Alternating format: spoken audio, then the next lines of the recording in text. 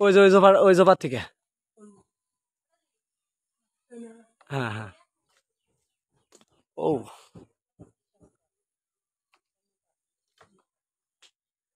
ক্যামেরাম্যানের উপরে জানি পড়ে না।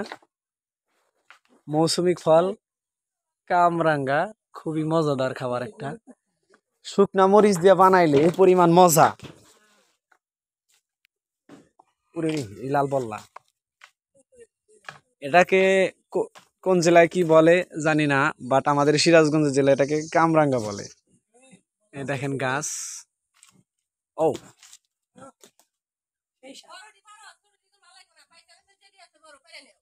এ বল্লার টোপ যে বড় বল্লার টোপ।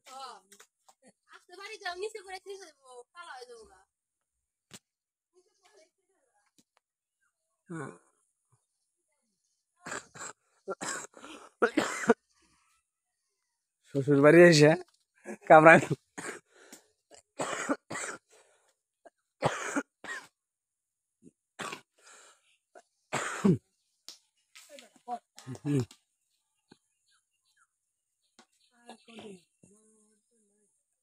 এই যে লাল বল্লা মোটামুটি এটা আরো মজা, এক কামড় দিলেই মজা।